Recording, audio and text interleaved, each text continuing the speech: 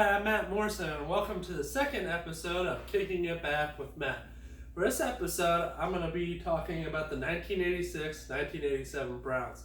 And this is significant because this is one of the last few times the Browns actually made the AFC Championship, and they both unfortunately ended in upsets both times, and that's what I'm here to talk about. So I'm going to get right on into it. But before I do, please make sure to follow my show that I have on Mondays with my co-hosts Alec Caberta and Mike Wolfgang, Casual Sports Report. Make sure to follow us on Twitter and Instagram. Hashtag Casual Sports Rep. It's the only one to use, so you'll be able to find it. And we're also on iTunes, Spotify, and YouTube. So make sure to check that out. So, without any further ado, here we go. So, first I'm going to start with the 1986 season. This is the season where Bernie Kosar really rise to fame. He threw for 3,854 yards, 17 touchdowns, and only 10 interceptions. He had a 83.8 quarterback rating. Then along with Kosar, you had wide receiver Brian Brennan, who led the team in receptions with 55 receptions and 6 touchdowns. Then you had rookie wide receiver Webster Slaughter, who became huge in Cleveland as well. And as a rookie, he started all 16 games with 40 receptions, 577 yards, and 4 touchdowns. Then you had your backfield duo of fullback Kevin Mack and running back Ernest Biner. They battled injuries for a good part of the season. They combined for 1,650 yards, Mack with the latter of the yards for 665. However, Mack scored 10 times for the team, which was extremely beneficial to, their success. And then you had also on the offense was veteran tight end Ozzie Newsome, who's been with the team since like the late 70s. He also started all 16 games. He had 39 receptions for 417 yards. He averaged 10.7 yards per catch, and he also had 3 touchdowns on the season. Then we're going to switch over to the defensive side. You had Hanford Dixon and Frank Minifield, who were one of the top cornerbacks in the league. They led a defense that consisted of outside linebacker Clay Matthews Jr., which we all know his son, Clay Matthews III, who played for the Packers and now with the Rams. And then he also had defensive tackle Bob Gulick, whose brother is Michael, And then this defense allowed their opponents to just 17 or less points in the last 4 games of the season. All right, that's just incredible. And then moving on to the regular season, the Browns finished 12-4. They won their division for a second year in a row, and they won it back in 1985 as well with an 8-8 record. They still managed to win their division, and then this year they won it, and then clinched home field advantage too throughout the playoffs. And then in the postseason,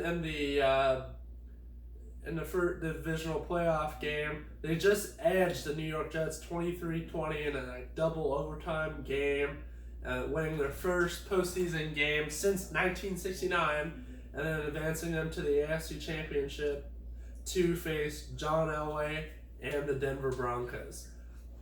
The game went back and forth until the Browns took the lead, which is 5 minutes and 32 seconds left in regulation, and the ball was on the 2-yard line, and it looked like the Browns had it in the bag.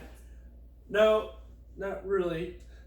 John Elway proceeded to lead the Broncos 98 yards down the field to score and send the game into overtime, where the Browns kicked a field goal to win the game. That play became known as the drive, and the Browns and their fan base were just devastated. They were ready to make it come, but they were ready to come back the next year and try for it again. So let's go to the 1987 season. The Browns pretty much had all their players coming back for them. They were revived, and they were determined to get to the AFC Championship and then on to the Super Bowl. Same team, like I just said, Bernie Kosar, who had another 3,000-yard season, and the Browns finished the season 10-5 and won the division for the third year in a row. Then I'm not wasting any time here. I'm going to get right into their postseason and the divisional playoff round against the Indianapolis Colts in Municipal Stadium. The Browns won easily. They routed them 38-21 to advance to the AFC Championship for the second consecutive year, to face none other than John Elway and the Denver Broncos once again. So in this game, the Browns fell short at halftime, but 21-3, but they roared back in the second half, and they were led by running back Ernest Biner. The Browns scored 30 points in the second half with Biner rushing for 67 yards, but he received for 120 yards with 2 touchdowns.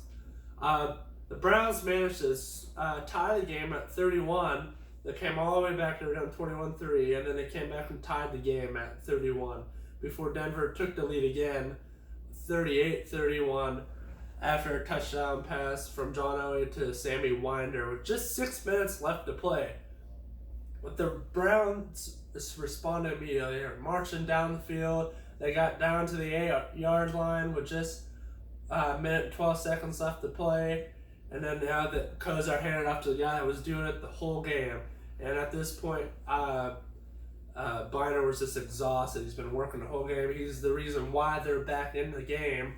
And he gives that off to him to see if he can finish the game. And when he got the ball, he forced his way all the way into the end zone, but he just forgot one little thing.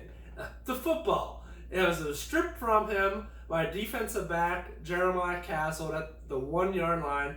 Denver recovered and gave the Browns an intentional safety, and the Browns lost again. They beat them 38-31. Or they beat them 38-33, devastating the Browns once again. So for the second year in a row now, the Browns are on the losing side of the history. Okay? And this is something Cleveland is also familiar with. You had the shot with the Cavs and all that. And then now you have the drive and the fumble, which were both historic moments in sports. And the Browns were both losing them, same game. Both games they lost. The aftermath of this, the Browns, they never returned to the AFC Championship still today because they're just a horrible team. They can't win. The aftermath, Biner spent another year with the Browns before being traded to Washington, where he won a Super Bowl in 1991. Then he returned to the Browns near the end of his career, and he also played for the Ravens when they moved. Then Marty Schottenheimer remained for one more season. Then he became the head coach of the Kansas City Chiefs.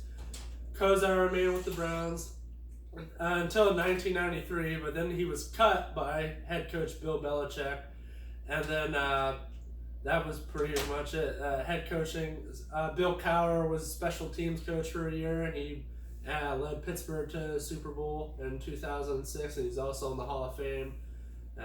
But I wish I had more time to talk about this. I can go on a bunch more, but that's all I have for today. So until next time, I'm Matt Morrison. Make sure to follow us on Instagram and Twitter, and make sure to tune in the shows on iTunes and Spotify and YouTube. I'll see you next time. Have a nice day.